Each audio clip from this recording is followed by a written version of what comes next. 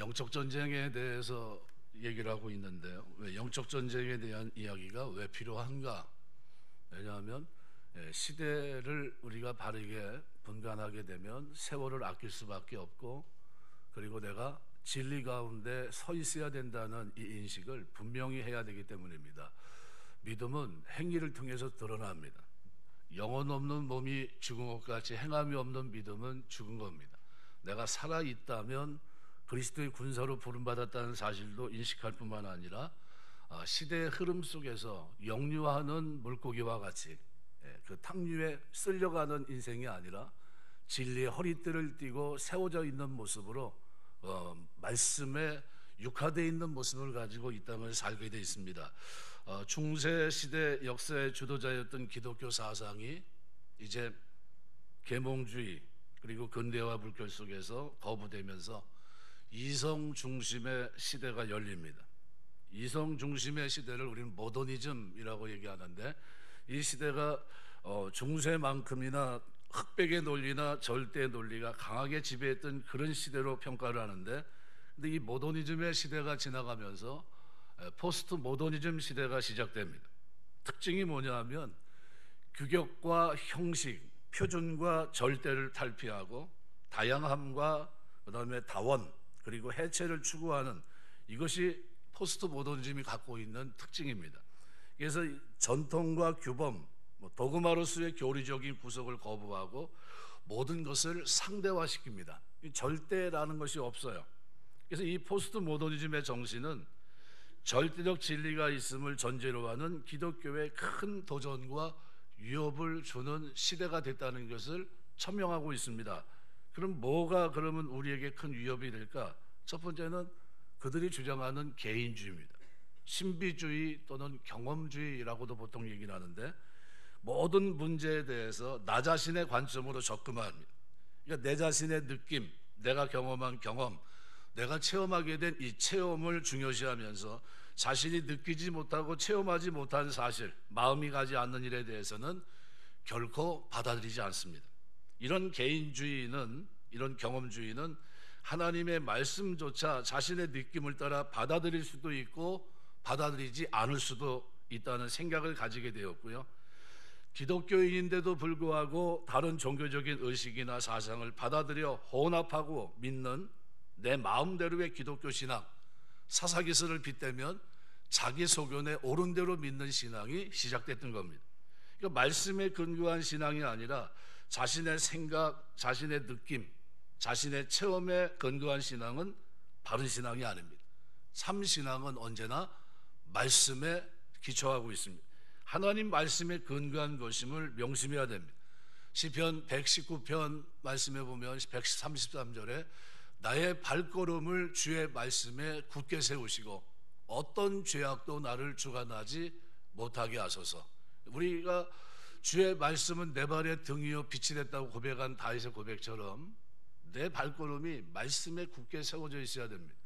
진리의 허리띠를 띠고 어떤 문제가 생기든 그 환경 속에서 말씀을 가지고 이겨내야 된다는 거죠. 포스트 모더니즘의 이 정신은 염세주의 또는 회의주의 또는 무관심이라고도 얘기합니다. 그래서 요즘 시대는 이성에 대해 전적으로 신뢰하고 과학의 능력, 역사적인 진보를 낙관했던 세계관은 포스트 모더니즘을 통해서 염세주의적인 세계관으로 바뀝니다. 절대적 진리에 대한 믿음이 상실되었고 표준과 구범은 더 이상 쓸모없는 존재로 해체됩니다. 다원적인 접근을 통해서 모든 진리의 다원, 종교 다원주의가 그래서 시작이 됐습니다. 1992년도에 이미 그 일이 시작이 됐고요. 포스트 모더니즘의 이 세계관은 하나님 존재에 대한 부정으로 여겨졌고 하나님의 절대성조차 부정하고 있습니다. 신의 존재는 이들에게 의미가 없어요. 진리냐 거짓이냐로 싸웠던 기존의 모습과는 달리 이들은 무관심합니다. 이들이 지금 우리가 살고 있는 시대가 바로 이 염세주의, 무관심이 지배하고 있는 시대입니다. 전도에도 관심이 없어요. 예수 그리스도의 구원의 유일성을 외쳐도 우리의 외침은 그들에게 어떤 방향을 일으키지 못합니다. 그러니까 이 시대는 이처럼 염세적이고 회의적인 생각으로 가득 차 있어요. 이런 시대, 상실한 시대 속에서 우리는 우리가 가지고 있는 진리 안에서의 소망을 굳건히 해야 됩니다. 그래서 시편 146편 5절 보시면 야곱의 하나님을 자기 도움으로 삼으며 여호와 자기 하나님에게 소망을 두는 자는 복이 있도다. 이 어려운 세상 한복판에서 오늘 우리가 어떻게 살고 있습니까? 다시 오실 주님을 기다리며 거룩한 삶을 우리가 살아내고 있는 겁니다. 마태복음 11장 16절 17절에 보시면 이 세대를 무엇으로 비유할까 비유하건대 아이들이 장터에 앉아 제 동물을 불러 이르되 우리가 너희 향하여 피리를 불어도 너희가 춤추지 않고 우리가 슬피 울어도 너희가 가슴을 치지 아니하였다 함과 같도다.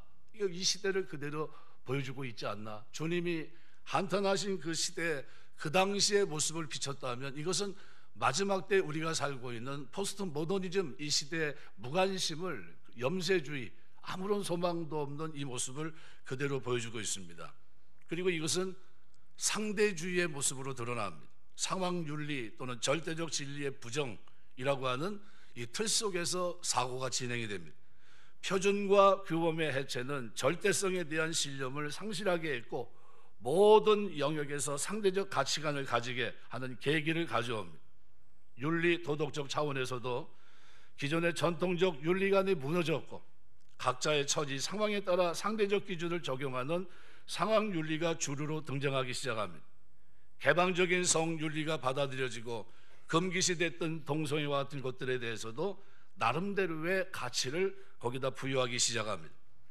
옳고 그름의 문제로 분류되었던 많은 것들이 이제는 다양함 속에서 모든 것들을 소화하고 있다는 거죠. 이러한 상황에서 성도로서 말씀의 규범을 지키고 교육하고 건전한 신앙적 생활을 계승하는 일은 너무나도 어려운 일이 되고 있다는 사실입니다. 예수 그리스도를 믿는 믿음의 필요성과 구원의 유일성을 설명하고 가르치는 일과 건전한 윤리의식을 강조하는 것은 시대에 뒤떨어진 사람들로 오해합니다. 이것이 이 시대 포스트 모더니즘이 한국교회뿐만 아니라 세계적인 교회를 향해서 도전하고 있는 도전입니다. 이사야 55장 20절에 보면 악을 선하다 하며 선을 악하다 하며 흑암으로 광명을 삼으며 광명으로 흑암을 삼으며 쓴 것으로 단 것을 삼으며 단 것으로 쓴 것을 삼는 자들은 화 있을진저. 가치관의 혼란을 얘기하는 겁니다. 그들의 저주.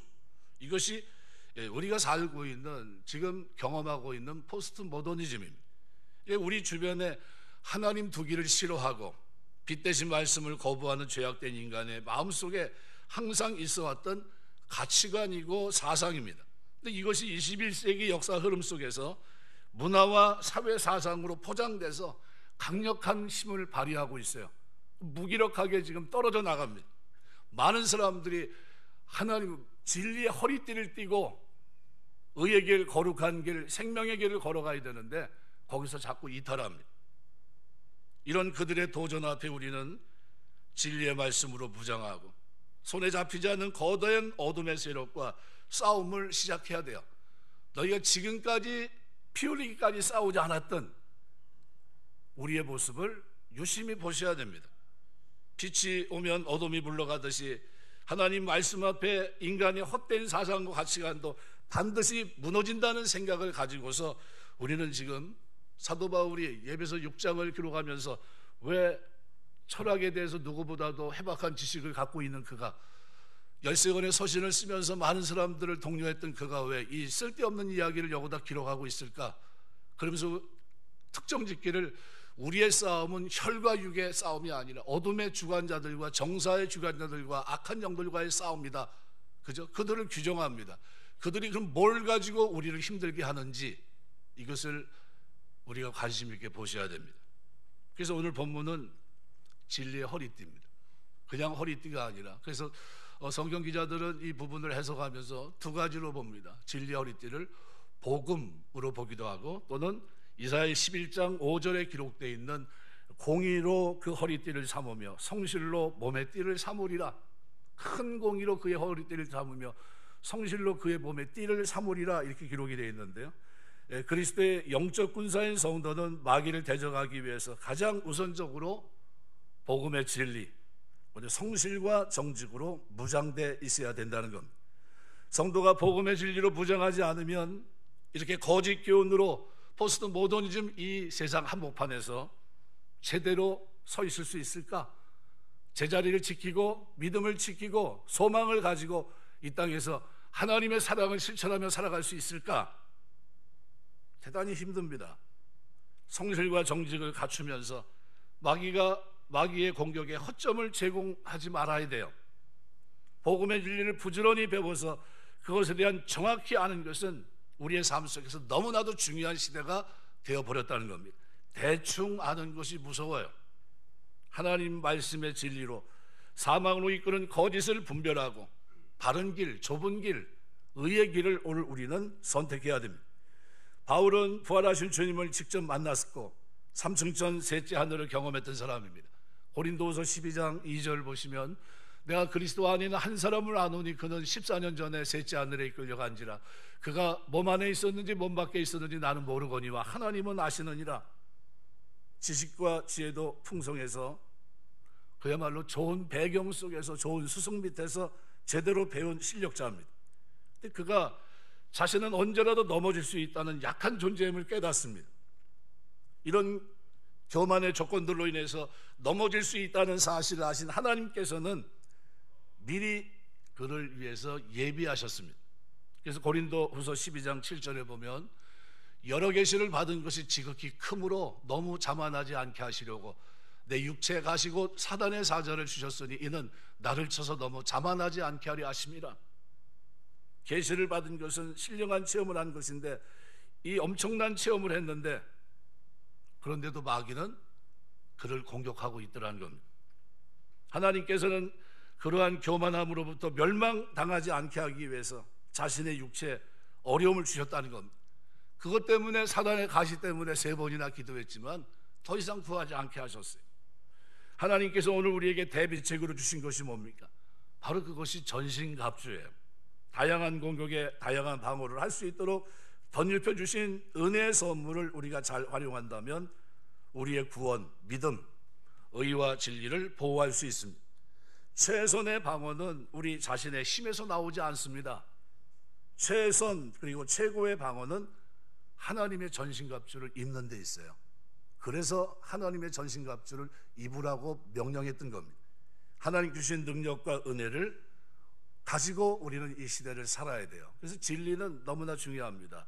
영적 전쟁에 가장 적합한 옷차림은 진리로 허리띠를 띠는 거예요. 떼도 되고 안 떼도 되고 그게 아닙니다. 진리에 대한 해박함이 있어야 되고요. 그리고 그 진리로 악한 마귀 사단의 모든 것들을 분별할 수 있는 은혜가 있어야 됩니다. 마귀의 공격에 맞서려면 반드시 전신갑주를 입어야 되는데 고대 로마 병사들의 갑옷을 연상시키는 갑주는 6개로 구성되어 있습니다. 진리의 허리띠, 의의 호심경, 평안의 복음의 신, 믿음의 방패, 구원의 투구, 성령의 검. 성령의 검 하나님 말씀인데 이것만 공격용 무기고요. 나머지는 다 방어용입니다. 나머지는 어떻게 해요? 사단이 공격해 오면 견디는 거예요. 이기는 겁니다. 서 있는 겁니다. 그러니까 진리의 허리띠를 가장 먼저 강조합니다. 당시 로마 병사들의 갑옷 안에는 튜닉이라는 속옷이 있었는데 머리와 팔을 내밀 구멍이 나 있는 네모 모양의 천조각입니다. 길게 늘어진 이 튜닉, 이것을 가지고 그냥 나가 싸울 수가 없습니다. 반드시 허리띠를 졸라야 되고요. 그리고 전쟁에 나가야 됩니다. 그것이 준비된 상태입니다. 옷이 헐렁하면 마음대로 싸울 수가 없습니다. 허리띠는 병사의 중심을 잡아주는 중요한 기능을 합니다. 진리의 허리띠는 성도의 삶에, 영적 전투의 중심을 잡아주는 겁니다. 그럼 뭐가 제일 중요한가? 첫 번째로 진짜를 알아야 됩니다. 진짜를 알면 결코 속지 않습니다. 진리를 바로 안다는 것은 너무나도 중요합니다. 거짓의 아비 마귀는 끊임없이 속이는 자입니다. 교묘하게 속이기 때문에 분별력을 갖춰야 돼요. 영분별을 한다고 보통 얘기하는데 뭐로 근거합니까? 말씀입니다. 마귀는 우리가 진리를 깨닫지 못하도록 해방하고 공격합니다. 마귀의 공격에 대비해야 되는데 우리 주변에는 가짜가 너무 많습니다. 말 그대로 명품 전문가, 좀 정밀하게 분석하지 않으면 짝퉁인지 진품인지 잘 모를 정도로 정교한 제품들이 많아요.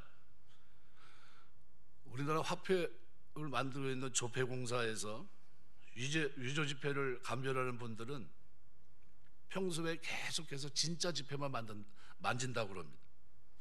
왜냐하면 계속해서 진짜 지폐만 계속 만지다 보면 가짜 지폐를 금방 알아챌 수 있다는 겁니다. 우리가 가짜에게 속는 이유는 진짜를 잘 모르기 때문입니다. 마귀가 가장 두려울 때는 거짓으로 미혹할 때가 아니라 우리가 진리를 제대로 알 때입니다. 우리가 진리를 제대로 알지 못하면 마귀는 기뻐할 겁니다. 마귀는 성경을 가지고 우리를 속여요. 뱀이 하와를 유혹할 때 하나님의 말씀을 들고 왔습니다. 그래서 창세기 3장 1절에 보면 그런데 뱀은 여호와 하나님이 지으신 들짐승 중에 가장 간교하니 뱀이 여자에게 물어 이르되 하나님이 참으로 너희에게 동산 모든 나무의 열매를 먹지 말라 하시더냐. 뱀의 질문을 잘 들어야 됩니다. 질문에 이미 그의 속임이 그 속에 들어가 있습니다. 뱀은 하나님이 참으로 너희에게 동산 모든 나무의 열매를 먹지 말라 하시더냐 하고 미혹하게 하는 질문을 던지면서 하와를 의심의 길로 이끕니다. 마귀는 하나님 말씀에 거짓을 덧붙여 말한 거죠. 하나님은 동산 모든 나무의 열매를 먹지 말라고 하신 적이 없으십니다.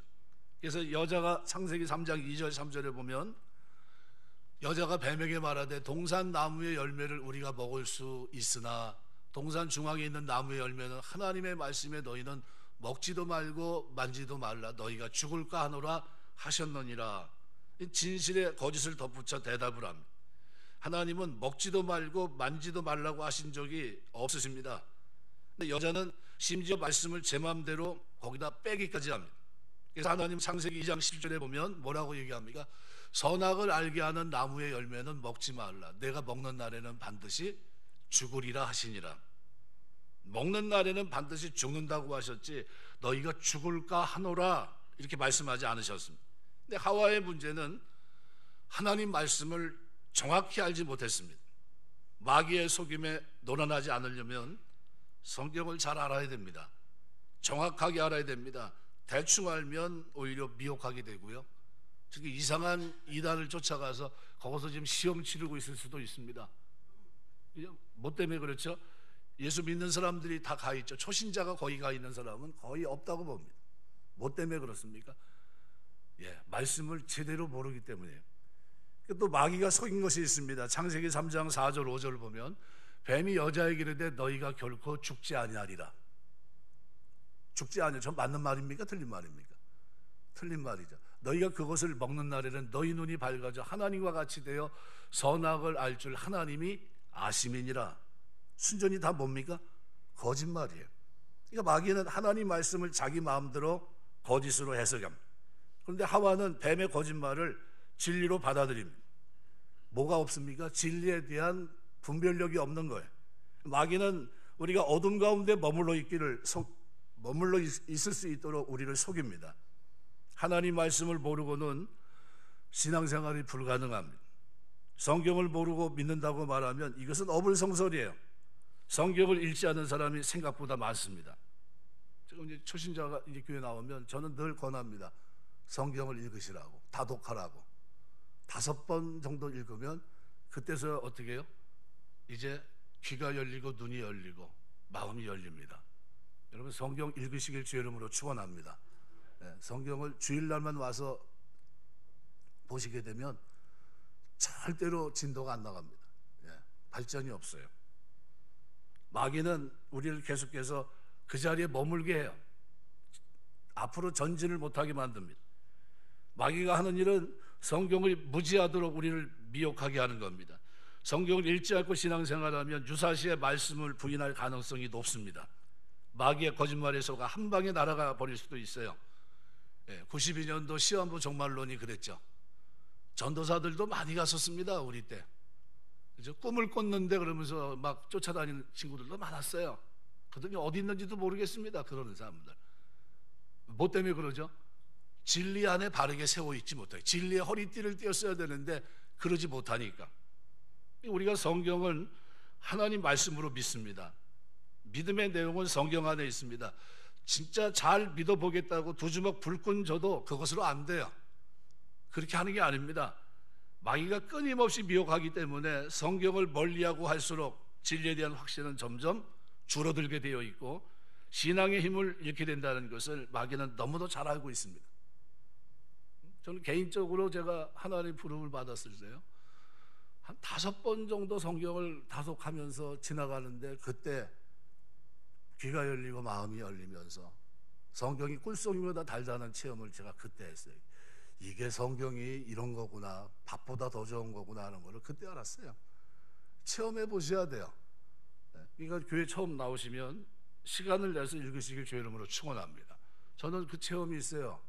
그래서 저는 성경을 보면서도 편한 자세로 읽어본 적이 없어요. 무릎 꿇고 봤지. 경입니다. 성서가 아니라 성경입니다.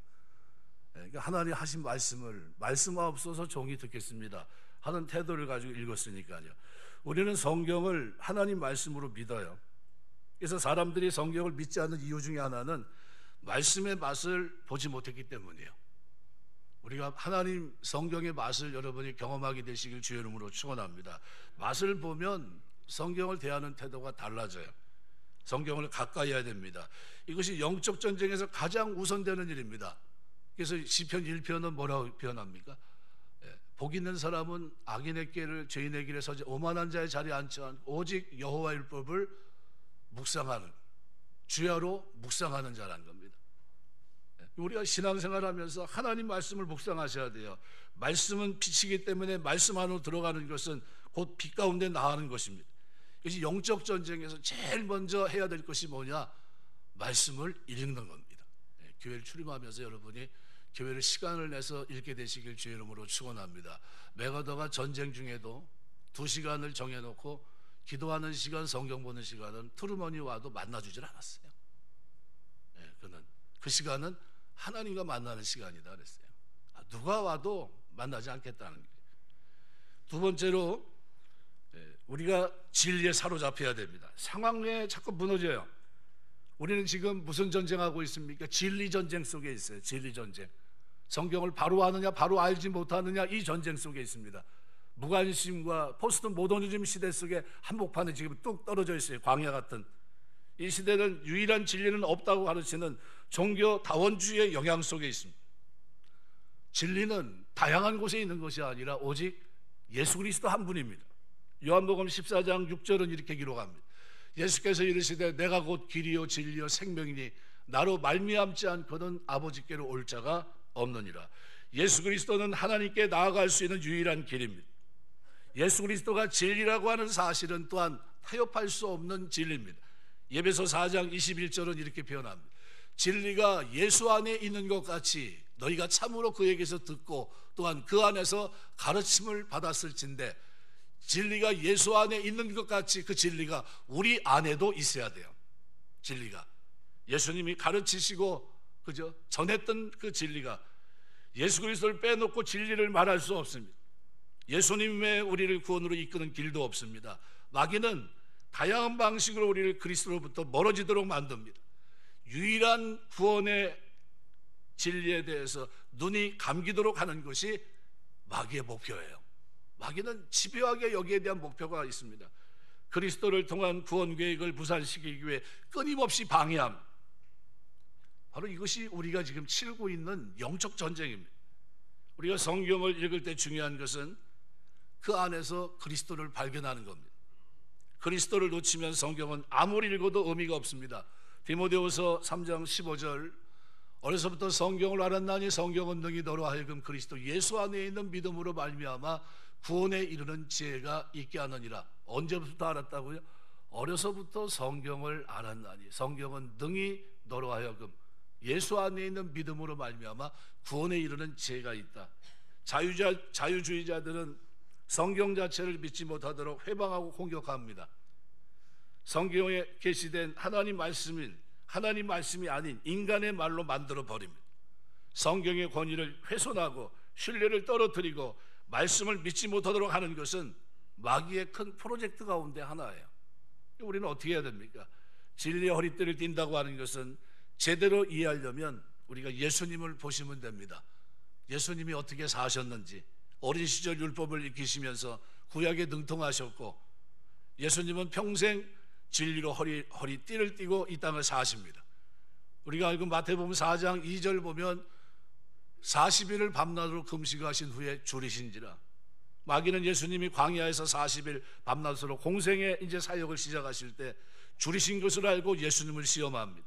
근데 예수님은 그 상황보다도 진리에 더 사로잡혀 계셨습니다. 성경을 모르면 마귀가 시험을 걸어올 때 말씀이 떠오르지 않습니다. 요한복음 14장 26절에 보면 보혜사 곧 아버지께서 내 힘으로 보내실 성령 그가 너에게 모든 것을 가르치고 내가 너에게 말한 모든 것을 생각나게 하리라.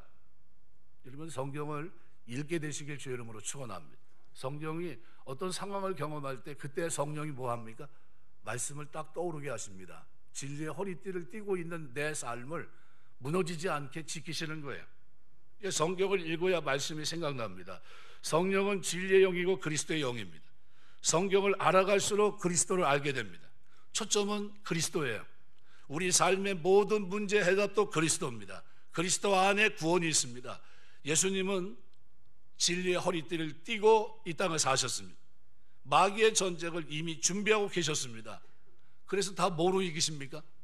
말씀, 하나님 말씀을 가지고 그대로 이기십니다. 전쟁에 임하려면 반드시 허리띠를 띠고 나가야 되는데 허리띠 없이 나가는 것은 전쟁을 하지 않겠다는 것이고 나는 무력하다는 존재입니다.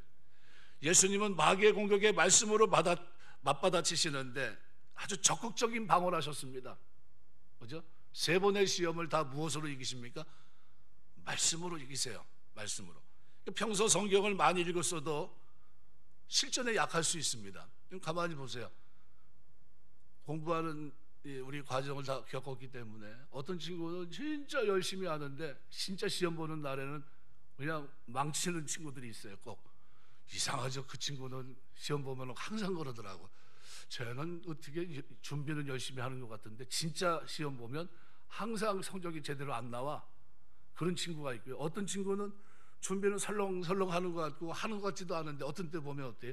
시험을 잘 보는 친구가 있고. 아주 대비가 됩니다. 문제에 부딪혔을 때 신앙생활은 말씀이 생각나야 돼요. 그러니까 이것은 암기력 문제가 아니라요, 말씀을 머리로 기억하는 것과 체험적으로 이해하는 것은 체험적으로 나타나는 것은 다릅니다. 그래서 제일 중요한 게 뭐냐면요, 묵상입니다. 묵상. 그러니까 진짜 묵상은 말씀이 머리에서부터 가슴으로 내려가는 겁니다. 말씀이 가슴에 머물러 있어야 돼요. 결코 내 생각과 마음 속에 이 말씀이 자리 잡고 있어야 됩니다. 몸 전체가 말씀에 반응하고 움직이는 단계로 나아갈 수 있도록 말씀이 내 결정에 중요한 역할을 할 수 있도록 내 마음속에 있어야 됩니다. 하나님이 기도할 때 마음과 생각을 지켜주시는 줄 믿습니다. 그래서 이 마음속에 말씀이 자리 잡고 있어야 돼요. 말씀을 체험하면서 내면화하고 그리고 그 속에서 내 삶이 변화되는 이것이 진짜 묵상입니다. 아는 것만으로는 말씀이 내면화되지 않습니다. 말씀이 실제 생활로 연결되고 몸에 착 달라붙어 있어야 돼요. 그러니까 어떻게 해요? 내면에 말씀은 필요한 순간에 떠오르게 되어 있고요, 그것을 가지고 이겨나가는 것이 진리의 허리띠입니다. 마귀가 언제 어떻게 시험을 걸어올지 우리는 알 수 없어요. 세상에서의 어떤 시험들은 특정된 날짜가 있지만 마귀는 우리를 그렇게 시험하지 않아요. 예고 없이 옵니다. 영적 전쟁은 정해진 장소 시간에 이루어지는 게 아니에요. 불시에 일어납니다. 항상 그들은 준비하고 있어요. 그래서 평상시에 우리는 어떻게 해요? 말씀으로 무장해야 됩니다. 말씀을 주야로 묵상하라고 가르칩니다. 말씀과 함께하는 신앙생활이 삶의 중심에 놓여 있어야 됩니다.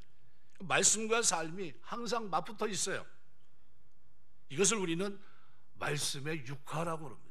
하나님 말씀이 내 삶의 중심에 세워져 있는 겁니다. 요한복음 1장 14절 말씀대로 말씀이 육신이 되어 우리 가운데 거하시며 우리가 그의 영광을 보니 아버지의 독생자의 영광이요 은혜와 진리가 충만하더라.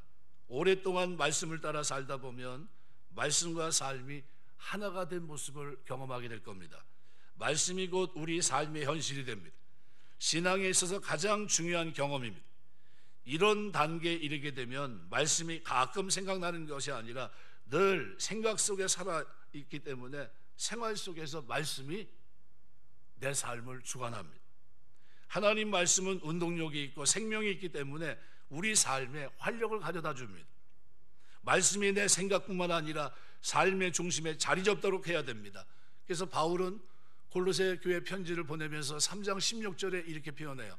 그리스도의 말씀이 너희 속에 풍성히 거하여 그랬습니다. 여러분 마음속에 그리스도의 말씀이 풍성히 거하게 되시길 주의 이름으로 축원합니다. 이것이 우리가 세상을 이기는 비결이에요. 실제 삶에서 수없이 이것을 경험해야 됩니다. 그렇게 하다 보면 말씀이 곧 힘이 있는 삶을 끌어가는 거예요. 우리의 싸움은 눈에 보이는 혈과 육의 싸움이 아닙니다. 어둠의 주관자들, 정사의 주관자들, 악한 영들과의 싸움이에요. 말씀이 능력이 되면 마귀의 시험을 즉시 간파하게 됩니다. 왜요? 성령은 내 안에서 말씀을 기억나게 하세요. 말씀을 따라 살아냈을 때 찾아오는 감동과 은혜는 다릅니다. 내가 말씀을 붙드는 것이 아니라 말씀이 나를 사로잡기 때문입니다. 말씀 그대로 사는 것이야말로 최고의 암송이고 이것이 묵상이에요. 묵상. 우리가 하가 하잖아요. 어떤 사람이 복 있는 사람입니까? 주의 말씀을 주야로 묵상하는 자예요. 묵상. 하가. 왜요? 그것이 그 삶에 그로 하여금 죄인의 길에 오만한 자의 자리에 앉지 않도록 하기 때문입니다. 죄 가운데 있지 않고 거룩한 백성으로 행복한 삶을 살아갈 수 있는 비결이 어디 있습니까? 말씀을 묵상하고 그것이 내 삶에 어떻게 뿌리 내릴 수 있는 그것이 그의 가장 큰 복이라는 겁니다. 세 번째로 전쟁에서 승리하려면 그래서 태도를 바꿔야 됩니다. 왜 진리의 허리띠가 중요합니까? 세상에는 거짓 진리가 넘치고 너무나도 넘칩니다. 모두 사단이 퍼뜨리는 씨와 같아요. 거짓 진리에 속이면 인생 전체를 잃어버릴 수 있습니다. 마귀는 오늘도 계속해서 우리의 시선을 선악과로 끌어갑니다. 현대판 선악과는 어디에나 널려 있습니다. 진리보다 현실적 필요를 쫓아가라고 꼬드깁니다. 눈에 보이는 것과 물질적인 것에 몰두하게 만듭니다. 마귀는 내가 원하는 대로 이끌어주겠다고 속삭입니다. 비본질적인 것들이 삶의 중심에 놓이게 만듭니다. 진짜 중요한 것은 하나님과의 관계고 말씀으로 살아가는 삶인데, 근데 마귀는 예수 그리스도보다 우리 자신의 문제에 더 큰 관심을 두도록 유혹합니다. 이 문제는 오늘날 교회 안에서도 이미 벌어지고 있는 바고, 이 싸움은 지금 이미 싸우고 있는 싸움입니다. 교회 주인은 언제나 예수 그리스도입니다. 예수 그리스도가 없는 교회는 교회가 아닙니다. 사람이 아무리 많이 모여도 그리스도에게 초점을 맞추지 않는다면 교회라고 할 수 없습니다. 일상 가운데 거짓의 아비인 마귀와의 전쟁에서 승리하는 길은 진리 가운데 세워지는 거예요. 진리, 하나님 말씀이죠. 마귀에 사로잡힌 사람은 입만 열면 거짓말입니다. 그리스도인은 진실을 말하는 사람입니다. 왜요? 새 사람이 됐기 때문입니다. 진실을 말하는 것은 생각보다 쉬운 일이 아닙니다. 진실을 말하려면 용기가 필요합니다. 거짓으로 돌아가는 이 시스템 세상 속에서 진실을 말하면 쫓겨날 수 있어요. 무관심한 세상 속에서 그리스도를 증거하면 어떻게 해요? 가만둡니까? 진리를 믿는 사람들은 진실을 말하기를 두려워해서는 안 됩니다. 거짓은 일시적으로 이길 수 있겠지만 계속적인 승리는 그들에게 없습니다. 진리가 거짓에 눌려야 될 이유는 없습니다. 우리는 진리 안에 거하고 진리를 말하고 진리로 세워져 있고 진리로 싸워야 됩니다. 하나님은 거짓을 드러내시고 진리의 손을 언제나 들어주십니다. 우리가 주목해야 될 분은 오직 그리스도입니다.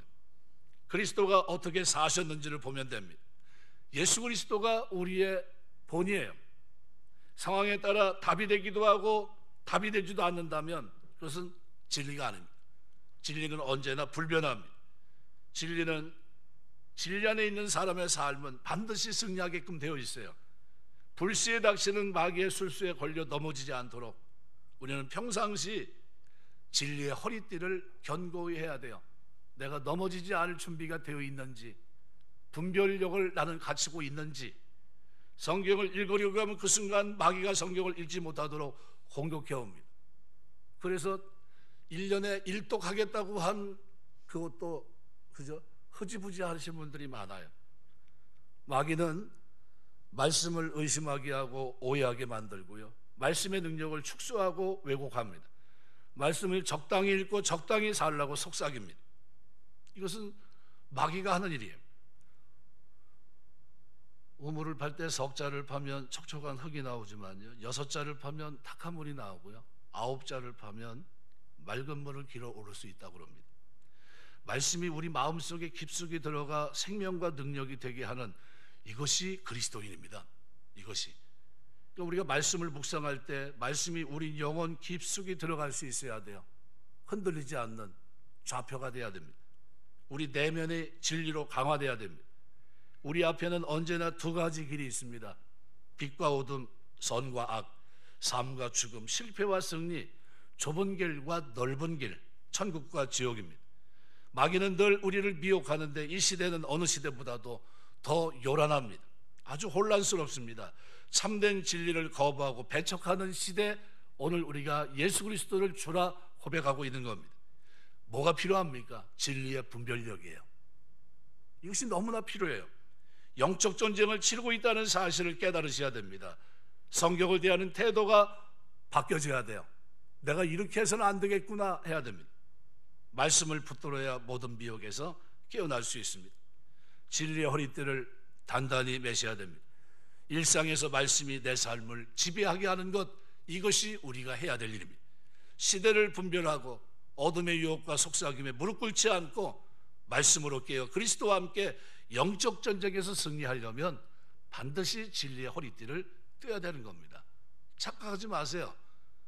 그냥 교회를 나왔기 때문에 진리의 허리띠를 띈 거라고 생각하시면 안 됩니다. 이제 시작이에요. 반드시 떼야 됩니다. 제가 자꾸 강조하잖아요. 제가 토요일 날 하이델베르크 신앙고백서 요즘 52주에 그걸 할 수 있도록 하는 거를 3번에 딱 나눠서 할 수 있도록 이렇게 시스템을 해가지고 하니까 꼭 나오십시오. 한번 참석하신 분들은 이게 굉장히 유익하겠다 해서 요청을 했다고 그러더라고요. 우리가 늦게 나왔지만 앞에 부분을 좀 들었으면 좋겠습니다. 그래서 7월 5일 그리고 그 다음 주 12일 앞에 했던 부분을 다시 요약해서 듣게 합니다. 나오시길 바랍니다. 이만큼 나와야 돼요. 이만큼. 여러분이 그 시간에 나와야 되는 거예요. 그 시간에 나와서. 왜요? 나에게 필요하니까. 내가 신앙생활하면서 영적 전쟁에서 내가 잘 모르니까, 바른 분별력이 없으니까 물어보지 않고도 갈 수 있는 그 정도 됩니까? 그거 안 되잖아요. 그러니까 배워야 되니까. 그래서 나와야 되는 거예요. 나와서 자꾸 들어야 됩니다. 말씀을 맺겠습니다. 로마 문화에서 남자들은 바지를 입는데, 바지를 입으면 참 좋은데 바지를 입지 않고 토가라고 하는 일종의 통옷을 입습니다. 유대인들도 많이 그런 걸 입고 있는데, 입으면 편하지만 활동을 할 수 없습니다. 일을 하려면 반드시 허리를 조여야 되고요. 허리에 띠를 조이는 것은 열중해서 일하는 모습 또는 전투에 임할 때 처음으로 갖추던 준비 자세입니다. 신약에서 허리에 띠를 띠거나 혹은 허리에 띠를 조이는 동작은 일에 열중하는 겁니다. 그래서 요한복음 13장 4절 보면 저녁 잡수던 자리에 일어나 겉옷을 벗고 수건을 갖다 허리를 두르시고, 예수님이 제자의 발을 씻기실 때 허리에 수건을 두르신 장면입니다. 구약에서도 허리에 띠를 조이는 것은 힘을 한 곳에 모을 뿐만 아니라 새로운 힘이 생겼다는 것을 뜻합니다. 시편 18편 39절 보면 주께서 나를 전쟁하게 하려고 능력으로 내게 띠띠우사 일어나 나를 치는 자들이 내게 굴복하게 하셨나이다. 이 띠띠웠다는 이건요, 힘이 생겼다는 겁니다. 욥기서 12장 21절 보면 귀인들에게 멸시를 쏟으시며 강한 자의 띠를 푸시며, 그가 강한 자의 띠를 푸셨다. 그죠? 이거 강한 자의 힘이 띠에서 나오고 그 띠를 풀면 힘이 약해지고, 이러한 힘의 띠를 메고 푸는 근원이 누구에게 있습니까? 하나님께 있다는 겁니다. 그래서 베드로전서 1장 13절은 이렇게 표현해요. 그러므로 너희 마음의 허리를 동이고 근신하여 예수 그리스도에 나타나실 때 너희에게 가져다 주실 은혜를 온전히 바랄지어다. 마음의 허리를 동이고 힘을 집중하는 것을 의미합니다. 허리띠를 동이는 위치를 마음이라고 지목합니다. 마음. 그러니까 그 방법은 근신하는 겁니다. 산만한 것을 제거하고 하나님께 집중하는 겁니다. 마음이 어떻게 돼요? 마음의 허리를 동이고 근신하여 이 땅을 사는 것, 이것이 오늘 우리 그리스도인들의 모습이 되어야 됩니다. 요약하면 허리띠는 힘을 상징하고 허리띠를 조인 상태는 집중된 일, 전투의 태세가 갖춰진 것을 의미합니다. 허리에 띠를 띠고 있어요. 허리띠는 활동력을 정진시키면서 신체의 중요한 부분인 복부 그리고 허벅지를 치명상을 입는 것을 보호하는 장치입니다. 로마 군인에게 갑주로서의 허리띠는 단순한 끈이 아니라 꽤 넓은 폭의 허리 보호대 같은 역할을 합니다. 이를 통해서 복부와 허벅지까지를 보호하는 수단으로 이를 동이는 것은 전투를 위한 준비태세를 갖춘 힘을 모았다는 뜻입니다. 우리도 허리에 띠를 두르고 갑주를 입어야 됩니다. 하나님이 공급해 주신 힘을 얻는 겁니다. 성도라면 누구라도 이 땅에 사는 동안 나태해지지 말아야 돼요. 그런 의미로 진리의 허리띠를 떼야 됩니다. 이 띠는 떼어도 되고 안 떼어도 그런 게 아닙니다. 구원받은 자들이 이 땅에 살아가면서 악한 마귀 사단의 괴계를 이길 수 있는 유일한 힘은 어디 있습니까? 진리의 허리띠예요. 이것은 반드시 필요한 겁니다. 모르면 배우시기 바랍니다. 어떻게 해요? 가르쳐 줄 때 배우시면 돼요. 토요일 날 10시에 꼭 오시기 바랍니다. 네. 뭐 한두 번 들어도 되겠습니까? 그래도 오셔야 돼요. 아무쪼록 여러분에게 그것이 힘이 될 줄 믿습니다. 신앙생활 하면서 우리가 어느 시대에 있는지 꼭 기억하세요. 어떤 도전을 받고 우리가 지금 이 시대를 살고 있는지를 놓치지 말아야 됩니다. 포스트 모더니즘 시대에 우리가 살고 있습니다. 모든 것 절대성이 무너져 있는 다원화된 세상 속에서 모든 사람들이 어떻게 해요? 무관심한 세대 한복판에 우리가 살고 있습니다. 그래서 오직 절대 진리인 예수 그리스도의 복음을 우리는 통해서 어떻게 무장된 모습으로 이 땅을 살아야 돼요. 진리의 허리띠를 동이지 않고 있다면 우리는 이 포스트 모더니즘의 탕류 속에 우리는 아무런 힘도 저항하지 못한 채 시대의 문화와 사회 생각 속에서 어떻게 나도 모르게 쓸려가고 있는 겁니다. 무너져 있는 모습이에요. 나는 진리의 허리띠를 뗐다고 생각하지만 하나님은 보실 때 아니라고 얘기하실 겁니다. 그렇다고 한다면 우리의 삶을 돌아보시면서 하나님, 내가 이 시대를 살면서 진리의 허리띠를 띠고 이 땅을 살아낼 수 있도록 은혜 베풀어 주옵소서 기도하시고요. 그런 은혜가 저와 여러분의 믿음 생활 속에 있게 되시길 주의 이름으로 축원합니다. 기도하겠습니다.